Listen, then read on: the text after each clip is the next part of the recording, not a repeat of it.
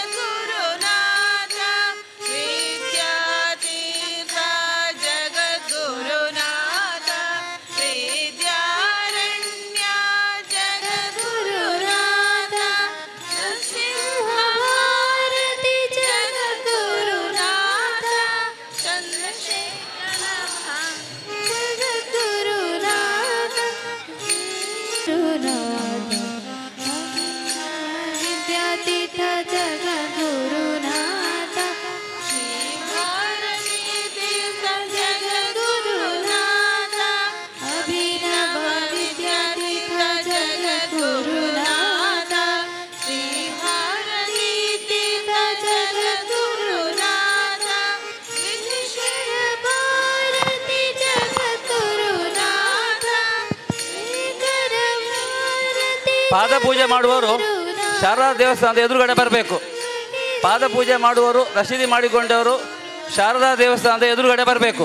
ಗುರುರ್ದೇವೋ ಮಹೇಶ್ವರ ಗುರು ಸಾಕ್ಷಾತ್ ಪರಬ್ರಹ್ಮ ತಸ್ಮೈ ಶ್ರೀ ಗುರವೇ ನಮಃ. ಇವತ್ತಿನ ಈ ಕಾರ್ಯಕ್ರಮ ಪ್ರಾರಂಭಗೊಳ್ಳಲಿದೆ. ಪ್ರಾರ್ಥನೆಗೆ ಶ್ರೀಮತಿ ಪದ್ಮಾವತಿ ಕೊಳಿಕಜಿ.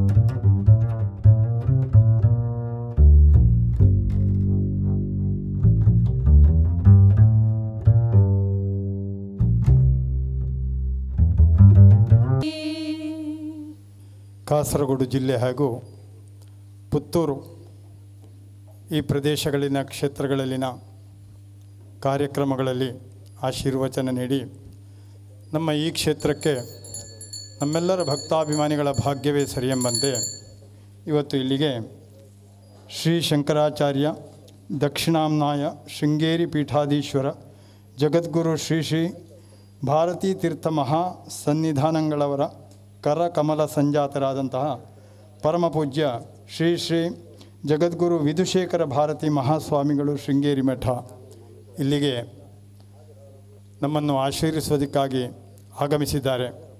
ನಮ್ಮೆಲ್ಲ ಭಕ್ತಾದಿಗಳ ಪರವಾಗಿ, ಈ ಕ್ಷೇತ್ರದ ಪರವಾಗಿ ಪ್ರಣಾಮಪೂರ್ವಕ ಭಕ್ತಿಪೂರ್ವಕದ ಸ್ವಾಗತವನ್ನು ನಾನು ಈ ಸಂದರ್ಭದಲ್ಲಿ ಬಯಸ್ತಾ ಇದ್ದೇನೆ. ಅದೇ ರೀತಿಯಲ್ಲಿ ಈ ಕಾರ್ಯಕ್ರಮಕ್ಕೆ ಆಗಮಿಸಿದ್ದಂತಹ ಶೃಂಗೇರಿ ಮಠದ CEO ಹಾಗೂ ಆಡಳಿತಾಧಿಕಾರಿ ಶ್ರೀ PA ಮುರಳಿ ಇವರಿಗೂ ಸಹ ನಾನು ಈ ಸಂದರ್ಭದಲ್ಲಿ ವಿಶೇಷವಾದ ಸ್ವಾಗತವನ್ನು ಬಯಸ್ತಾ ಇದ್ದೇನೆ. ಶೃಂಗೇರಿ ಮಠದ ಭಕ್ತವೃಂದ ಹಾಗೂ ಅಲ್ಲಿಯ ಕಾರ್ಯಕರ್ತರು ಎಲ್ಲರೂ ಇಲ್ಲಿಗೆ ಆಗಮಿಸಿದ್ದಾರೆ. ಹೆಚ್ಚಿನವರು ಅವರಿಗೂ ನಮ್ಮೆಲ್ಲರ ಪರವಾಗಿ ಶ್ರೀ ಕ್ಷೇತ್ರದ ಪರವಾಗಿ ನಾನು ಹೃತ್ಪೂರ್ವಕವಾದ ಸ್ವಾಗತವನ್ನು ಬಯಸ್ತಾ ಇದ್ದೇನೆ. ಮಾತ್ರವಲ್ಲದೆ ಈ ಕಾರ್ಯಕ್ರಮಕ್ಕೆ ಮಠದ ಮೇಲೆ ಅಭಿಮಾನ ಇಟ್ಟು ಭಕ್ತಿಪೂರ್ವಕವಾಗಿ ಶ್ರೀ ಗುರುಗಳ ದರ್ಶನಕ್ಕಾಗಿ ಆಗಮಿಸಿದಂಥ ಎಲ್ಲ ಭಕ್ತಾಭಿಮಾನಿಗಳಿಗೂ ಈ ಸಂದರ್ಭದಲ್ಲಿ ಹೃತ್ಪೂರ್ವಕವಾದ ಸ್ವಾಗತವನ್ನು ಬಯಸುತ್ತಾ ಸ್ವಾಗತ ಕಾರ್ಯಕ್ರಮವನ್ನು ಮುಕ್ತಾಯಗೊಳಿಸ್ತೇನೆ.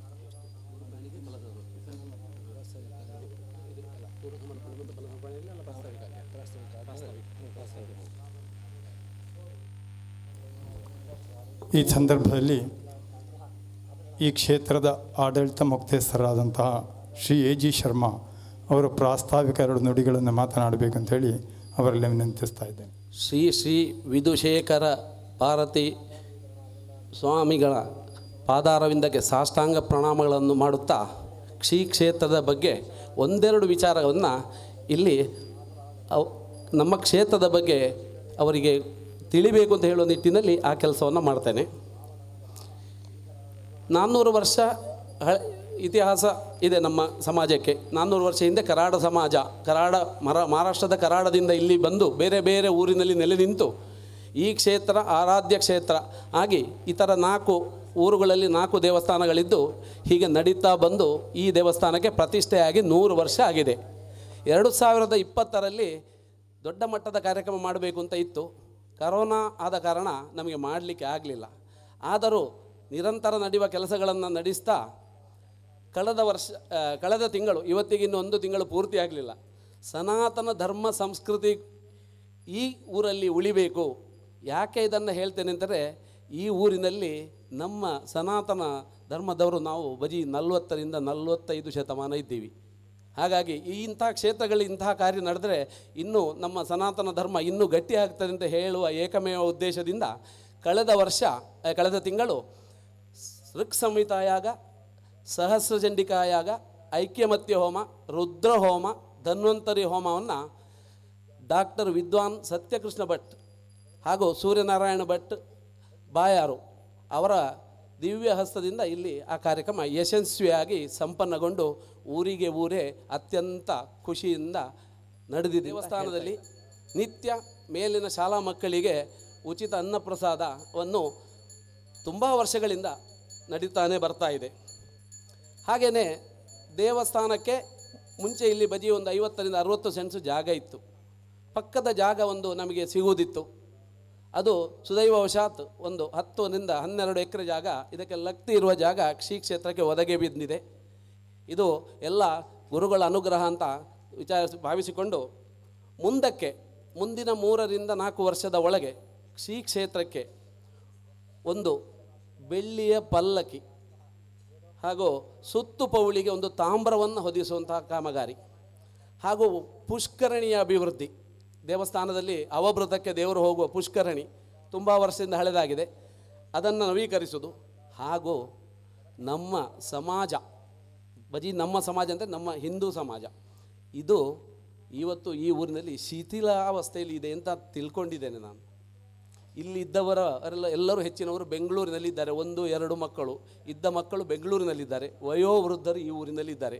ಹಾಗೆ ಅಂಥವರನ್ನು ಈ ಕ್ಷೇತ್ರದ ಒಂದು ಆಡಳಿತ ಮಂಡಳಿ ಒಂದು ಜವಾಬ್ದಾರಿ ತಗೊಂಡು, ಈ ಥರ ವೇದ ಮಾತಾ ಟ್ರಸ್ಟ್ ಇದೆ, ದುರ್ಗಾಪರಮೇಶ್ವರಿ ಸೇವಾ ಸಂಘ ಇದೆ, ಬೇರೆ ಬೇರೆ ಸಂಘಗಳನ್ನು ಸೇರಿಸಿಕೊಂಡು ವಯೋವೃದ್ಧರಿಗೆ ಶಾಶ್ವತವಾಗಿ ಒಂದು ಆಶ್ರಯಧಾಮವನ್ನು ಕ್ಷೇತ್ರಕ್ಕೆ ಲಕ್ತಿ ಇರುವ ಜಾಗದಲ್ಲಿ ಮಾಡಬೇಕು ಅಂತ ಹೇಳುವ ಒಂದು ಸಂಕಲ್ಪ ಇದೆ. ಇದೆಲ್ಲ ಕಾಮಗಾರಿಗಳು ಮುಂದಿನ 2-3 ವರ್ಷದಲ್ಲಿ ಶೃಂಗೇರಿ ಗುರುಗಳ ಪೂರ್ಣ ಅನುಗ್ರಹದಿಂದ ನಡಿಬೇಕು, ನಡೀತದೆ ಅಂತ ಹೇಳುವ ಆತ್ಮವಿಶ್ವಾಸವಿದೆ. ನಮಗೆ ಎಲ್ಲ ರೀತಿಯಲ್ಲಿ ಆಶೀರ್ವದಿಸಬೇಕು. ಹಾಗೆಯೇ ಈ ಕ್ಷೇತ್ರದಲ್ಲಿ ನಮ್ಮ ಸನಾತನ ಧರ್ಮ ಸಂಸ್ಕೃತಿ ಉಳಿಬೇಕಾದರೆ ನಿತ್ಯ ಚಟುವಟಿಕೆಗಳು ನಡಿಬೇಕು. ಅದಕ್ಕೋಸ್ಕರ ಇವತ್ತಿನ ಅಥವಾ ವಯೋವೃದ್ಧರಿರ್ಬೋದು ಅಥವಾ ಯುವಕರಿರ್ಬೋದು, ಅಂಥವರಿಗೆ ಇಲ್ಲಿ ಏನಾದರೂ ಒಂದು ಸಂಸ್ಕಾರ ಕೇಂದ್ರ ಆಗಬೇಕು, ಇಲ್ಲ ಅಂತಾರೆ ಮುಂದಿನ ಪೀಳಿಗೆಗೆ ಇದು ಶಿಥಿಲ ಆಗುತ್ತೆ ಅಂತ ನಾವು ಆಡಳಿತ ಮಂಡಳಿಯವರೆಲ್ಲ ಮನಗಂಡು ಇದನ್ನು ಇನ್ನು ಮುಂದೆ ಒಂದು ಕೇಂದ್ರ ಬಿಂದುವಾಗಿ, ಯಾಕೆಂದರೆ ನಮ್ಮ ಸಮಾಜಕ್ಕೆ 4 ಊರಿನಲ್ಲಿದ್ದು ಕೇಂದ್ರ ಬಿಂದು ಇದು, ಹಾಗೆಂತೇಳಿ ನಮಗೆ ಇದು ಕೇಂದ್ರ ಬಿಂದು ಅಂತ ಹೇಳುವುದು ಏನು ತಲೆಯಲ್ಲಿಲ್ಲ. ಎಲ್ಲವೂ ನಮ್ಮದೇ, ಎಲ್ಲರೂ ಒಂದಾಗಿ ಶ್ರೀ ಕ್ಷೇತ್ರ ಹಾಗೂ ನಮ್ಮ ಈ ಸನಾತನ ಹಿಂದೂ ಧರ್ಮ ಗಟ್ಟಿಯಾಗಬೇಕು. ಈ ಊರಿನಲ್ಲಿ ಈ ಕ್ಷೇತ್ರದಿಂದ ನಾಂದಿಯಾಗಿ ಮುಂದಿನ ದಿನಗಳಲ್ಲಿ ಇದು ಅದ್ಭುತವಾಗಿ ನಡಿಬೇಕು. ಅಲ್ಲದೆ ಇಷ್ಟೆಲ್ಲ ಕಾಮಗಾರಿಗಳನ್ನು ನಡೆದು 2027ರಲ್ಲಿ ಗುರುಗಳು ಇಲ್ಲಿ ಬಂದು ಆ ಸಾನ್ನಿಧ್ಯ ನಮ್ಮ ಜೊತೆ ಇದ್ದು ಇಲ್ಲಿ ಕನಕಾಭಿಷೇಕ ಆಗಬೇಕು ಅಂತ ಹೇಳುವಂತಹ ದೊಡ್ಡ ಸಂಕಲ್ಪವನ್ನು ಬಿಟ್ಟು ನಾವು ಸಾಷ್ಟಾಂಗ ಪ್ರಣಾಮ ಮಾಡಿ ನಮಗೆ ಅನುಗ್ರಹಿಸಬೇಕು ಅಂತ ಕೇಳ್ತಾ ಇದ್ದೇವೆ. ಇಷ್ಟು ವರ್ಷ ಶ್ರೀ ಶೃಂಗೇರಿ ಕ್ಷೇತ್ರದಲ್ಲಿ ಗೌರವಾನ್ವಿತ ಶ್ರೀ ಗೌರಿಶಂಕರ್ ಅವರು ನಿರ್ವಹಿಸುತ್ತಿದ್ದಂತಹ ಕಾರ್ಯಗಳನ್ನು ಈಗ ಪ್ರಕೃತ CEO ಆಗಿ ಆಡಳಿತಾಧಿಕಾರಿಗಳಾಗಿ ಶ್ರೀ PA ಮುರಳಿ ಅವರು ನಿರ್ವಹಿಸ್ತಾ ಇದ್ದಾರೆ. ಅವರಿಗೆ ಈ ಕ್ಷೇತ್ರದಿಂದ ಒಂದು ಗೌರವಾರ್ಪಣೆ ಮಾಡಬೇಕು ಅಂತೇಳಿ ಇಲ್ಲಿಂದ ಆಡಳಿತ ಸಮಿತಿಯವರು ತೀರ್ಮಾನ ಕೈಗೊಂಡ ಪ್ರಕಾರ ಗುರುಗಳ ಅನುಗ್ರಹದೊಂದಿಗೆ ಶ್ರೀ PA ಮುರಳಿ ಇವರಿಗೆ ಗೌರವಾರ್ಪಣೆ ನಡೆಸಿಕೊಡಬೇಕು ಅಂತ ಹೇಳಿ ವಿನಮ್ರವಾಗಿ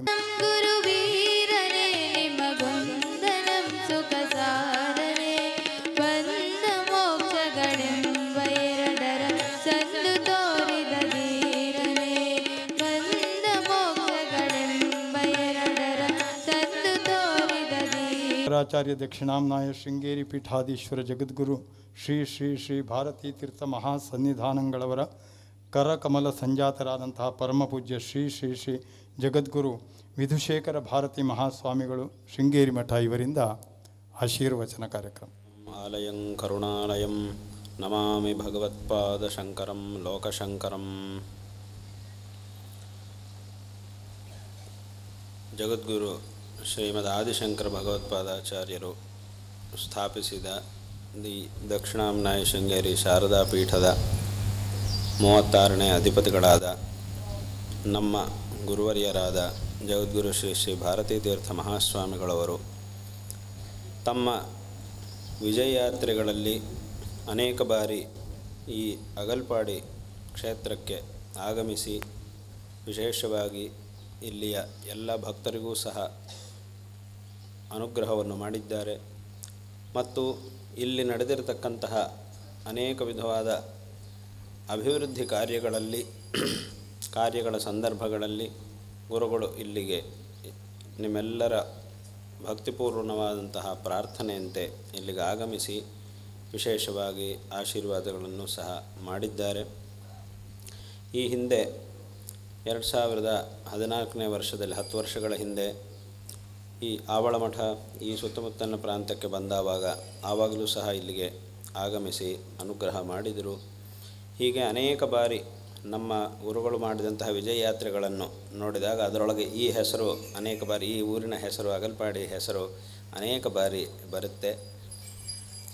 ವಿಶೇಷವಾಗಿ ಇಲ್ಲಿ ಜಗನ್ಮಾತೆಯ ದಿವ್ಯ ಸಾನ್ನಿಧ್ಯದಲ್ಲಿ ಹಿಂದಿನಿಂದಲೂ ಸಹ ನಿತ್ಯ ಪೂಜೆ ಉತ್ಸವಾದಿಗಳನ್ನೆಲ್ಲ ಶಾಸ್ತ್ರೋಕ್ತವಾದ ರೀತಿಯಲ್ಲಿ ಅತ್ಯಂತ ಶ್ರದ್ಧಾಭಕ್ತಿಗಳಿಂದ ನಡೆಸಿಕೊಂಡು ಬರ್ತಾ ಇದ್ದೀರಿ. ಜಗನ್ಮಾತೆಯ ಒಂದು ಕೃಪೆಯಿಂದ ಇಲ್ಲಿ ಸಂಕಲ್ಪಿಸಿದಂತಹ ಅನೇಕ ವಿಧವಾದಂತಹ ಕಾರ್ಯಗಳೂ ಸಹ ಕ್ರಮೇಣ ಒಂದರ ನಂತರ ಒಂದು ನಡೀತಾ ಇರುವುದು ಅತ್ಯಂತ ಸಂತೋಷಕರವಾದಂತಹ ಒಂದು ವಿಷಯ. ಈ ಒಂದು ಪ್ರಾಂತ್ಯದಲ್ಲಿ ಈಗಾಗಲೇ ಶರ್ಮ ಅವರು ಮಾತಾಡ್ತಾ ಹೇಳಿದ ಹಾಗೆ ಇಲ್ಲಿ ನಮ್ಮ ಒಂದು ಸನಾತನ ಹಿಂದೂ ಧರ್ಮಕ್ಕೆ, ಈ ವೈದಿಕ ಧರ್ಮಕ್ಕೆ ಸ್ವಲ್ಪ ಸಂಕಷ್ಟವಾಗಿ ಇರುವಂತಹ ಪ್ರದೇಶ ಅಂತಲೇ ಹೇಳಬೇಕು. ಇಂತಹ ಒಂದು ಪ್ರದೇಶದಲ್ಲಿ ಇಲ್ಲಿ ಜಗನ್ಮಾತೆಯ ಈ ದಿವ್ಯ ಸಾನ್ನಿಧ್ಯದಲ್ಲಿ ಒಂದು ಅತ್ಯಂತ ದೊಡ್ಡದಾಗಿರ್ತಕ್ಕಂತಹ ಸಹಸ್ರಚಂಡಿಕಾ ಯಾಗವನ್ನು ಈಗಷ್ಟೇ 1 ತಿಂಗಳು ಇನ್ನೂ ಆಗಲಿಲ್ಲ. ಈ ಸಂದರ್ಭದಲ್ಲಿ ಇಲ್ಲಿ ಮಾಡಿಸಿದ್ದೀರಿ ಅಂತಂದರೆ ಅದು ಆ ಜಗನ್ಮಾತೆಯ ಒಂದು ಅನುಗ್ರಹಕ್ಕೂ ಮತ್ತು ನಿಮ್ಮೆಲ್ಲರ ಒಂದು ಪರಿಶ್ರಮ ಮತ್ತು ಆ ಭಗವದ್ಭಕ್ತಿಗೆ ಅದು ದ್ಯೋತಕವಾಗಿದೆ. ಮತ್ತು ಇಲ್ಲಿ ಈ ಒಂದು ವಿಶಾಲವಾದಂತಹ ಯಾಗಶಾಲೆ ನಿರ್ಮಾಣವೂ ಆಗಿದೆ. ಇದರಲ್ಲಿ ಈ ಒಂದು ಸಹಸ್ರಚಂಡಿಕಾ ಯಾಗ, ಆ ಸಹಸ್ರಚಂಡಿಕಾ ಯಾಗವನ್ನು ಮಾಡಿಸುವುದು ಅಂತಂದರೆ ಅದು ತುಂಬ ದೊಡ್ಡ ಕೆಲಸ. ಅಂತಹ ಒಂದು ಕಾರ್ಯವು ಈ ಒಂದು ಜಾಗದಲ್ಲಿ ನಡೆದಿದೆ ಅಂತಂದರೆ ಅದು ಆ ಜಗನ್ಮಾತೆಯ ಒಂದು ವಿಶೇಷವಾದಂತಹ ಅನುಗ್ರಹದಿಂದಲೇ ಸಾಧ್ಯ.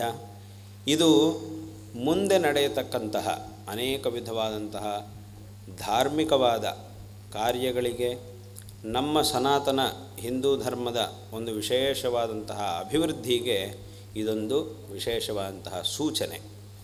ಹಾಗಾಗಿ ಇದನ್ನಿಟ್ಟುಕೊಂಡು ಆ ಜಗನ್ಮಾತೆಯ ಅನುಗ್ರಹವು ನಮ್ಮೆಲ್ಲರ ಮೇಲೆ ಸದಾಕಾಲ ಇದ್ದೇ ಇದೆ.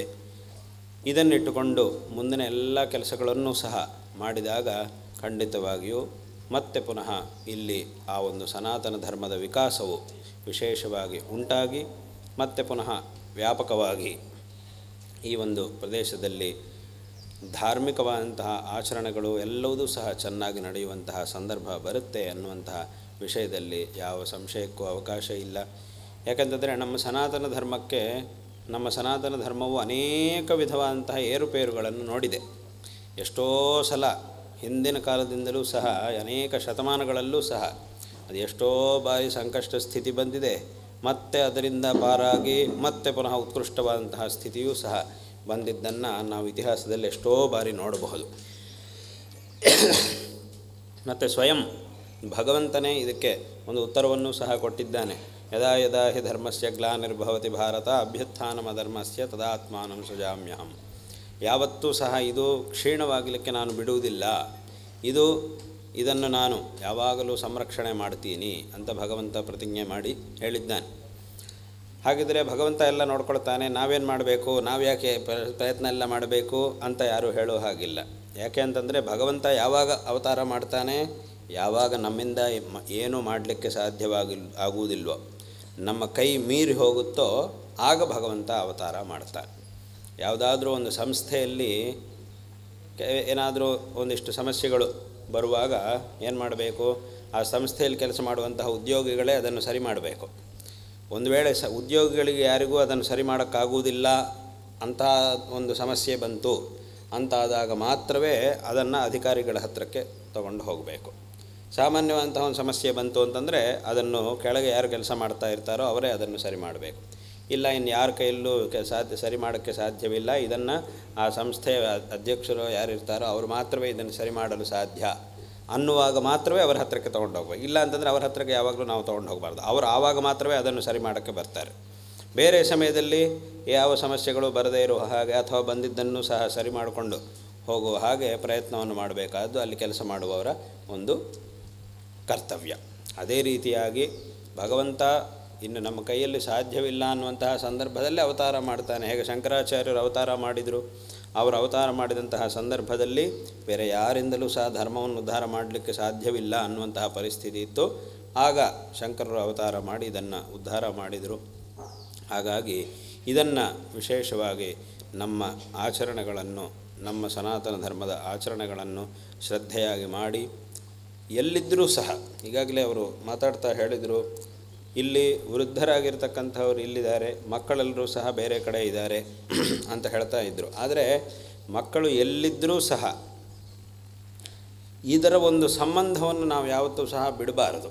ನಮ್ಮ ಒಂದು ಮೂಲದ ಒಂದು ಸಂಬಂಧವನ್ನು ಯಾವತ್ತೂ ಸಹ ನಾವು ಬಿಡಬಾರ್ದು. ನಾವು ಎಷ್ಟು ಎತ್ತರಕ್ಕೆ ಬೇಕಾದರೂ ಹೋಗ್ಬೋದು. ಒಂದು ಮರ ಇದೆ, ಅದು ಎಷ್ಟು ಎತ್ತರಕ್ಕೆ ಬೆಳೆದರೂ ಎಷ್ಟು ಫಲವನ್ನು ಕೊಟ್ಟರೂ ಅದರ ಮೂಲ ಅನ್ನೋದು ಚೆನ್ನಾಗಿರಬೇಕು. ಆ ಮೂಲವೇ ಕೆಟ್ಟೋಯ್ತು ಅಂತಂದರೆ ಆಗ ಮರ ಎಷ್ಟು ಎತ್ತರ ಬೆಳೆದರೂ ಸಹ ಅಷ್ಟೇ ಪುನಃ ಕೆಳಗೆ ಬೀಳಬೇಕಾಗಿ ಬರುತ್ತೆ. ಒಂದು ಮರ ಎಷ್ಟು ಎತ್ತರಕ್ಕೆ ಬೆಳೆದರೂ ಸಹ ಆ ಮೂಲವನ್ನು ಛೇದನ ಮಾಡಿದ್ದೀವಿ ಅಂತಂದರೆ ಆಗ ಎಷ್ಟು ಎತ್ತರಕ್ಕೆ ಬೆಳೆದಿದೆಯೋ ಅಷ್ಟೇ ಎತ್ತರದಿಂದ ಪುನಃ ಕೆಳಗೆ ಬೀಳಬೇಕಾಗಿ ಬರುತ್ತೆ.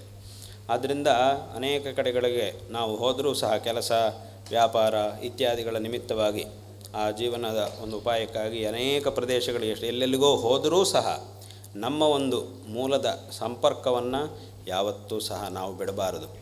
ಮತ್ತೊಂದೇನು, ಹಿಂದಿನ ಕಾಲದಲ್ಲಿ ಹೇಗೆ ಸಂಪರ್ಕ ಮಾಡುವುದು ತುಂಬ ಕಷ್ಟ ಸಾಧ್ಯವಾಗಿತ್ತೋ ಆ ರೀತಿಯಂತಹ ಪರಿಸ್ಥಿತಿ ಏನೂ ಇಲ್ಲ. ಈಗ ಎಲ್ಲೋ ಇರುವಂತಹವರ ಸಂಪರ್ಕವನ್ನು ಕೆಲವೇ ಕ್ಷಣಗಳಲ್ಲಿ ಇನ್ನೊಂದು ಕಡೆ ಇರುವವನು ಮಾಡಲಿಕ್ಕೆ ಸಾಧ್ಯ. ಅಲ್ಲಿ ಏನು ನಡೀತಾ ಇದೆ ಅನ್ನೋದನ್ನು ನೀವು ತಿಳ್ಕೊಳ್ಳಿಕ್ಕೆ ಸಾಧ್ಯ. ಅಲ್ಲಿ ನಡೆಯುವಂತಹ ಕಾರ್ಯಕ್ರಮಗಳಲ್ಲಿ ಇಲ್ಲಿಂದಲೇ ಅವನು ಭಾಗವಹಿಸಲಿಕ್ಕೂ ಸಾಧ್ಯತೆ ಇದೆ. ಆ ರೀತಿಯಂತಹ ಒಂದು ವ್ಯವಸ್ಥೆಗಳು ಈಗಿರುವುದರಿಂದ ಅಂತಹ ವ್ಯವಸ್ಥೆಗಳು ಇಲ್ಲದೇ ಇದ್ದರೂ ನಾವು ನಮ್ಮ ಮೂಲದ ಸಂಬಂಧವನ್ನು ಬಿಡಬಾರದು. ಹೀಗಿರಬೇಕಾದರೆ ಇಷ್ಟೆಲ್ಲ ವ್ಯವಸ್ಥೆಗಳಿರುವಾಗ, ಮತ್ತು ಹಿಂದಿನ ಕಾಲದಲ್ಲಿ ಒಂದು ಕಡೆಯಿಂದ ಇನ್ನೊಂದು ಕಡೆಗೆ ಹೋಗಿ ಬರುವುದು ಅಂತಂದರೆ ತುಂಬ ಕಷ್ಟವಾಗಿತ್ತು, ಅದಕ್ಕೆ ಎಷ್ಟೋ ಸಮಯ ಬೇಕಾಗ್ತಿತ್ತು. ಆದರೆ ಇವಾಗ ಅಷ್ಟು ಸಮಯವೂ ಬೇಕಾಗಿಲ್ಲ, ಎಲ್ಲ ವ್ಯವಸ್ಥೆಗಳು ಇವೆ. ಯಾವಾಗ ಬೇಕಾದರೂ ಎಲ್ಲಿದ್ದರೂ ಸಹ ಇಲ್ಲಿಗೆ ಬರ್ಬೋದು, ಹೋಗ್ಬೋದು. ಆ ರೀತಿಯಂತಹ ಒಂದು ವಾತಾವರಣ ಈಗಿರುವುದರಿಂದ ಯಾವುದೇ ಪರಿಸ್ಥಿತಿಯಲ್ಲೂ ಇದರ ಒಂದು ಸಂಬಂಧವನ್ನು ನಾವು ಯಾವತ್ತೂ ಸಹ ಬಿಡಬಾರದು.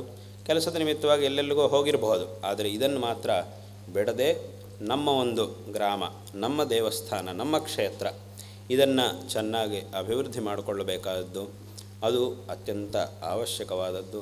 ನಮ್ಮ ಮೂಲವು ಚೆನ್ನಾಗಿದೆ ಅಂತಂದರೆ ಆಗ ನಾವು ಸಹ ಚೆನ್ನಾಗಿರಲಿಕ್ಕೆ ಸಾಧ್ಯವಾಗುತ್ತೆ. ಹಾಗಾಗಿ ಈ ಒಂದು ಕ್ಷೇತ್ರದಲ್ಲಿ ಹಿಂದಿನ ಕಾಲದಿಂದಲೂ ಸಹ ಪೂರ್ವಿಕರಾದವರೆಲ್ಲರೂ ಸಹ ವಿಶೇಷವಾಗಿ ಜಗನ್ಮಾತೆಯ ಒಂದು ಆರಾಧನೆಯನ್ನು, ಸೇವೆಯನ್ನು ಮಾಡಿಕೊಂಡು ಬಂದಿದ್ದಾರೆ. ಇವತ್ತಿನ ದಿವಸ ಈ ಪೀಳಿಗೆಯವರು ಹೊರಗಡೆ ಎಲ್ಲ ಹೋಗಿ ಚೆನ್ನಾಗಿದ್ದಾರೆ, ಚೆನ್ನಾಗಿ ಅವರೆಲ್ಲರೂ ಸಹ ಕ್ಷೇಮವಾಗಿದ್ದಾರೆ ಅಂತಂದರೆ ಅದಕ್ಕೆ ಕಾರಣ ಹಿಂದಿನವರೆಲ್ಲರೂ ಸಹ, ನಮ್ಮ ಪೂರ್ವಜರೆಲ್ಲರೂ ಸಹ ಮಾಡಿರ್ತಕ್ಕಂತಹ ದೇವಿಯ ಆರಾಧನೆ, ಅದರಿಂದ ನಮಗೆ ಪ್ರಾಪ್ತವಾದಂತಹ ಒಂದು ದೇವಿಯ ಒಂದು ಕೃಪೆ, ಅದು ನಮಗೆ ಪ್ರಾಪ್ತವಾಗಿರುವುದರಿಂದ ಇವತ್ತಿನ ದಿವಸ ನಾವು ಇಷ್ಟಾದರೂ ಸುಖವಾಗಿದ್ದೀವಿ. ಹಾಗಾಗಿ ಇದನ್ನು ಚೆನ್ನಾಗಿ ತಿಳ್ಕೊಂಡು ಆ ದೇವಿಯ ಒಂದು ಆರಾಧನೆಯನ್ನು, ಸೇವೆಯನ್ನು ವಿಶೇಷವಾಗಿ ಮಾಡಬೇಕು. ಮತ್ತು ಇಲ್ಲಿ ನಡೀತಾ ಇರತಕ್ಕಂಥ ಈಗ ಹೇಗೆ ಒಂದು ಯಾಗಶಾಲೆಯನ್ನು, ಸುಂದರವಾದಂತಹ ವಿಶಾಲವಾದಂತಹ ಯಾಗಶಾಲೆಯನ್ನು ನಿರ್ಮಾಣ ಮಾಡಿಸಿದ್ದೀರಿ, ಮತ್ತು ಮುಂದೆಯೂ ಸಹ ಅನೇಕ ವಿಧವಾದಂತಹ ಕೆಲಸಗಳನ್ನು ಮಾಡುವಂತಹ ಒಂದು ಸಂಕಲ್ಪವನ್ನು ಹೊಂದಿದ್ದೀರಿ. ಇದು ಎಲ್ಲರೂ ಸಹ ಎಲ್ಲ ಕಡೆ ನಾನು ಎಲ್ರಿಗೂ ಹೇಳಬಯಸ್ತಾ ಇದ್ದೇನೆ, ಬರೀ ಇಲ್ಲಿರುವವರು ಮಾತ್ರ ಅಲ್ಲ, ಇದಕ್ಕೆ ಸಂಬಂಧಪಟ್ಟಂಥವ್ರು ಎಲ್ಲೆಲ್ಲಿದ್ದರೂ ಸಹ ಅವರೆಲ್ಲರಿಗೂ ಸಹ ನಾನು ಹೇಳಬಯಸ್ತಾ ಇದ್ದೇನೆ, ಎಲ್ಲರೂ ಸಹ ಇದರಲ್ಲಿ ಕೈ ಜೋಡಿಸಿದರೆ ಇದು ತುಂಬ ಸುಲಭವಾಗಿ ಆಗುವಂತಹ ಒಂದು ಕೆಲಸ. ಇಲ್ಲಿ ಯಾವುದೇ ವಿಧವಾದಂತಹ ಅಂದರೆ ಏನು, ನಮಗೆ ಸಂಬಂಧಪಟ್ಟಂತಹ ಒಂದು ಸ್ಥಳದಲ್ಲಿ ಅಯ್ಯೋ ಇದಕ್ಕೆ ಯಾವ ರೀತಿಯಾಗಿ ಮಾಡಬಹುದು ಅನ್ನುವಂತಹ ಒಂದು ಯೋಚನೆ ಇದೆ ಅಂತಂದರೆ ಅದು ನಮಗೆ ಒಂಥರ ಅವಮಾನ ಇದ್ದ ಹಾಗೆ. ಒಂದು ವೇಳೆ ನಮ್ಮ ಪರಿಸ್ಥಿತಿ ಚೆನ್ನಾಗಿಲ್ಲ, ಕಷ್ಟವಾಗಿದ್ದೀವಿ ಅಂತಂದರೆ ಅದು ಬೇರೆ ವಿಷಯ. ಆದರೆ ಭಗವಂತ ನಮಗೊಂದು ಒಳ್ಳೆಯ ಸ್ಥಿತಿಯನ್ನು ಕೊಟ್ಟರೂ ಸಹ ನಾವು ಇವತ್ತಿನ ದಿವಸ ನಮ್ಮ ಇದರಲ್ಲಿ ಯೋಚನೆ ಮಾಡುವಂತಹ ಪರಿಸ್ಥಿತಿ ಇದೆ ಅಂತಂದರೆ ಅದು ನಮ್ಮದೇ ಲೋಪ ಆಗುತ್ತೆ. ಅಂತಹ ಲೋಪಕ್ಕೆ ನಾವು ಅವಕಾಶ ಕೊಡಬಾರದು. ಎಲ್ಲ ಕಡೆ ಇರುವವರೆಲ್ಲರೂ ಸಹ ಇದರಲ್ಲಿ ಭಾಗವಹಿಸಿ ಮುಂದೆ ನಡೆಯತಕ್ಕಂತಹ ಈ ಒಂದು ಇಲ್ಲಿ ಈ ಪ್ರದೇಶದಲ್ಲಿ ಸಂಕಲ್ಪ ಮಾಡಿದಂತಹ ಎಲ್ಲ ಕಾರ್ಯಗಳನ್ನು ಸಹ ವಿಶೇಷವಾಗಿ ನಿರ್ವಹಿಸಿ ಕೃತಾರ್ಥರಾಗಬೇಕು. ಆ ಜಗನ್ಮಾತೆಯ ಒಂದು ಅನುಗ್ರಹ, ನಮ್ಮ ಗುರುಗಳ ಒಂದು ಅನುಗ್ರಹ, ನಮ್ಮ ಆಶೀರ್ವಾದ ನಿಮಗೆ ಸದಾಕಾಲ ಇದ್ದೇ ಇದೆ. ನಮ್ಮ ಆಶೀರ್ವಾದ ಮತ್ತು ಸಹಕಾರ ಇದು ನಿಮಗೆಲ್ಲರಿಗೂ ಸಹ ವಿಶೇಷವಾಗಿ ಇದ್ದೇ ಇರುತ್ತೆ. ಮುಂದಿನ ದಿವಸಗಳಲ್ಲೂ ಸಹ ನಮ್ಮ ಒಂದು ಸಹಕಾರ ಇದಕ್ಕೆ ವಿಶೇಷವಾಗಿ ನಡೆಯುವಂತಹ ಕಾರ್ಯಗಳಿಗೆ ಇರುತ್ತೆ ಎಂಬ ವಿಷಯವನ್ನು ಸಹ ಈ ಸಂದರ್ಭದಲ್ಲಿ ಹೇಳ್ತಾ ನಿಮಗೆಲ್ಲರಿಗೂ ಸಹ ನಾರಾಯಣ ಸ್ಮರಣಪೂರ್ವಕವಾಗಿ ಆಶೀರ್ವಾದಗಳನ್ನು ಮಾಡ್ತಿದ್ದೇವೆ. ಇವತ್ತು ಇಲ್ಲಿ ಈ ಪ್ರಾಂತ್ಯದ ಅನೇಕ ಭಕ್ತಜನರು ಇಲ್ಲಿಗೆ ವಿಶೇಷವಾಗಿ ಆಗಮಿಸಿದ್ದೀರಿ. ಅದರಲ್ಲೂ ಸಹ ವಿಶೇಷವಾಗಿ ನಮ್ಮ ಪ್ರೀತಿಪಾತ್ರವಾಗಿರ್ತಕ್ಕಂತಹ ಶಿಷ್ಯ ಸಮಾಜವಾದ ಈ ಕರಾಡಸ್ಥ ಬ್ರಾಹ್ಮಣ ಸಮಾಜದವರಾದ ನೀವೆಲ್ಲರೂ ಸಹ ಇವತ್ತು ಅನೇಕ ಜನರು ಇವತ್ತಿನ ದಿವಸ ಇಲ್ಲಿದ್ದೀರಿ. ಇದರಲ್ಲಿ ವಿಶೇಷವಾಗಿ ಸಮಾಜದ ವೈದಿಕರು, ವೇದ ವಿದ್ವಾಂಸರು, ಶಾಸ್ತ್ರ ವಿದ್ವಾಂಸರು, ವಿಶೇಷವಾಗಿ ಸಮಾಜದಲ್ಲಿ ವೇದ ವಿದ್ವಾಂಸರು, ಶಾಸ್ತ್ರ ವಿದ್ವಾಂಸರು ಸಹ ಇದ್ದಾರೆ. ಶಾಸ್ತ್ರ ವಿದ್ವಾಂಸರು ಅಂತ ಹೇಳುವಾಗ ನಮಗೆ ಮೊದಲು ಜ್ಞಾಪಕ ಬರೋದು ನಾರಾಯಣ ಭಟ್ರು, ವೇದಾಂತ ಕೇಸರಿ ನಾರಾಯಣ ಭಟ್ರು. ಅವರು ನಮಗೆ ಜ್ಞಾಪಕಕ್ಕೆ ಬರ್ತಾರೆ. ಅವರು ಶೃಂಗೇರಿಯಲ್ಲಿ ಅನೇಕ ವರ್ಷಗಳ ಕಾಲ ಇದ್ದರು. ಅವರು ನಮ್ಮ ಗುರುಗಳಿಂದ ವೇದಾಂತ ಕೇಸರಿ ಅನ್ನುವಂಥ ಒಂದು ಅನ್ವರ್ಥವಾದಂತಹ ಬಿರುದನ್ನು ಅವರು ಪಡೆದಿದ್ದರು. ಗ್ರಂಥಗಳ ರಚನೆಗಳನ್ನು ಸಹ ಅವರು ಅತ್ಯಂತ ಪ್ರೌಢವಾದಂತಹ ಗ್ರಂಥಗಳ ರಚನೆಗಳನ್ನು ಸಹ ಅವರು ಮಾಡಿದ್ದಾರೆ. ಮತ್ತು ನಮ್ಮ ಗುರುಗಳ ಜೊತೆಗೆ ಒಂದು ವಿಶೇಷವಾದಂತಹ ಒಂದು ಅತ್ಯಂತ ಆತ್ಮೀಯವಾದಂತಹ ಒಂದು ಸಂಬಂಧವನ್ನು ಹೊಂದಿದವರು ನಾರಾಯಣ ಭಟ್ರು. ಹಾಗಾಗಿ ಇವತ್ತಿಗೂ ಸಹ ನಾವು ನಮ್ಮ ಗುರುಗಳ ದರ್ಶನ ಮಾಡುವಾಗ ಏನಾದರೂ ವಿಷಯಗಳು ಬಂದಾಗ, ಮಧ್ಯದಲ್ಲಿ ಯಾವುದಾದ್ರೂ ನಾರಾಯಣ ಭಟ್ರದ ಒಂದು ಪ್ರಸಂಗ ಬಂತು ಅಂದಾಗ ನಮ್ಮ ಗುರುಗಳ ಒಂದು ಮುಖದಲ್ಲಿ ಒಂದು ವಿಶೇಷವಾದಂಥ ಒಂದು ಆತ್ಮೀಯತೆ ಕಾಣುತ್ತೆ. ಈಗಲೂ ಸಹ ಅವರನ್ನು ನೆನೆಸ್ಕೊಳ್ಳುವಾಗ ನಮ್ಮ ಗುರುಗಳು ಅವರ ಬಗ್ಗೆ ಏನಾದರೂ ವಿಷಯವನ್ನು ಹೇಳುವಾಗ ಅವರ ಮುಖದಲ್ಲಿ ಒಂದು ವಿಧವಾದಂತಹ ಆತ್ಮೀಯವಾದಂತಹ ಭಾವನೆಯನ್ನು ನಮ್ಮ ಗುರುಗಳ ಮುಖದಲ್ಲಿ ನಾವು ನೋಡ್ತೇವೆ. ಆದ್ದರಿಂದ ಆ ರೀತಿಯಾದಂತಹ ಒಂದು ಸಂಬಂಧವನ್ನು ಹೊಂದಿದಂಥವರು ವಿದ್ವಾನ್ ನಾರಾಯಣ ಭಟ್ರು. ಹೀಗೆ ಸಮಾಜದ ಅನೇಕ ವಿದ್ವಾಂಸರು, ಶಾಸ್ತ್ರ ವಿದ್ವಾಂಸರು, ಮಠದಲ್ಲೂ ಸಹ ಈಗಲೂ ಸಹ ಶಾಸ್ತ್ರ ವಿದ್ವಾಂಸರಿದ್ದಾರೆ, ವೇದ ವಿದ್ವಾಂಸರಿದ್ದಾರೆ, ಹಾಗೂ ಮಠದಲ್ಲಿ ಸೇವೆ ಮಾಡ್ತಿರ್ತಕ್ಕಂಥವರೂ ಸಹ ಅನೇಕ ಜನರು ಸಮಾಜದವರಾಗಿದ್ದಾರೆ. ಹಾಗಾಗಿ ಈ ಒಂದು ಸಂದರ್ಭದಲ್ಲಿ ನಿಮಗೆಲ್ಲರಿಗೂ ಸಹ ನಾರಾಯಣ ಸ್ಮರಣಪೂರ್ವಕವಾಗಿ ಆಶೀರ್ವಾದಗಳನ್ನು ಮಾಡ್ತಾ ಇದ್ದೇವೆ.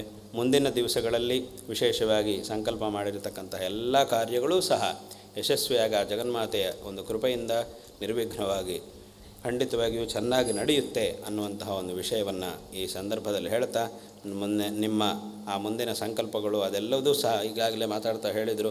ಮುಂದೆ ಏನೇನು ಕಾರ್ಯಗಳು ನಡೆಯಲಿವೆ ದೇವಸ್ಥಾನದಲ್ಲಿ ಪಲ್ಲಕ್ಕಿ ಇತ್ಯಾದಿಗಳನ್ನೆಲ್ಲ ಮಾಡಿಸುವುದು, ಆ ಕಾರ್ಯಗಳು ಆ ಸಂಕಲ್ಪಗಳು ಎಲ್ಲ ಇವೆ.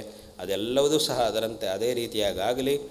ಮತ್ತು ನಾವು ಮುಂದೆಯೂ ಸಹ ಇಲ್ಲಿಗೆ ಬರ್ತೇವೆ, ನಿಮಗೆ ವಿಶೇಷವಾಗಿ ಆಶೀರ್ವಾದಗಳನ್ನು ಸಹ ಆ ಮುಂದಿನ ಸಂದರ್ಭದಲ್ಲೂ ಸಹ ಮಾಡ್ತೀವಿ ಎಂಬುದಾಗಿಯೂ ಹೇಳ್ತಾ ಈ ಸಂದರ್ಭದಲ್ಲಿ ಎಲ್ಲರಿಗೂ ಸಹ ಆಶೀರ್ವಾದಗಳನ್ನು ಮಾಡ್ತಿದ್ದೇವೆ.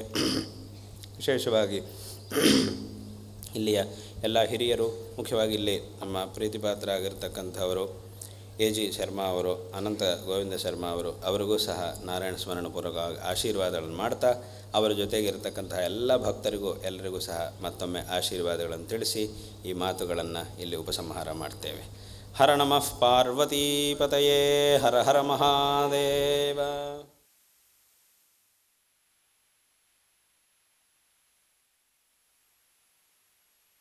ददाति सर्वदेवत्यं वैवासः सर्वा एव देवताः प्रीणाति यो वेदादौ स्वरः प्रोक्तो वेदान्ते च प्रतिष्ठितः तस्य प्रकृतिलीनस्य यः परस्य महेश्वरः. अगल्पाಡಿ ಶ್ರೀ ದುರ್ಗಾ ಪರಮೇಶ್ವರಿ ದೇವಸ್ಥಾನದ ವತಿಯಿಂದ ಮಾಡಿದ ವಸ್ತ್ರ ಕಾಣಿಕೆ, ಗುರುಚರಣಾರವಿಂದ ಕಾಣಿಕೆ.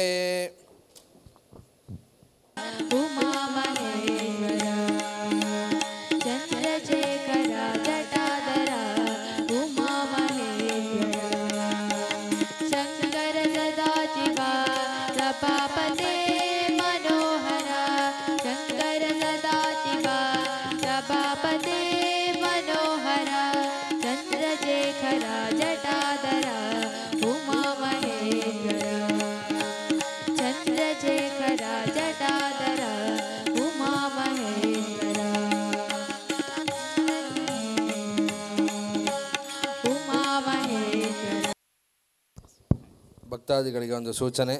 ಸಮಯದ ಅಭಾವ ಇರೋದರಿಂದ ಜಗದ್ಗುರು ಮಹಾಸ್ವಾಮಿಗಳವರು ಮುಂದಿನ ಕಾರ್ಯಕ್ರಮಕ್ಕೆ ಹೋಗುವ ಅನಿವಾರ್ಯತೆ ಇರೋದರಿಂದ ಇಲ್ಲಿರುವಂತಹ ಫಲ ಮಂತ್ರಾಕ್ಷತೆಯನ್ನು ಅನುಗ್ರಹಿಸಿ ಇಲ್ಲಿಯ ಅರ್ಚಕರಿಗೆ ಅದನ್ನು ನೀಡ್ತಾರೆ. ಗುರುಗಳು ಇಲ್ಲಿಂದ ನಿರ್ಗಮಿಸಿದ ನಂತರ ಅದನ್ನು ಎಲ್ಲರಿಗೂ ತಲುಪಿಸುವ ವ್ಯವಸ್ಥೆ ಮಾಡಿ.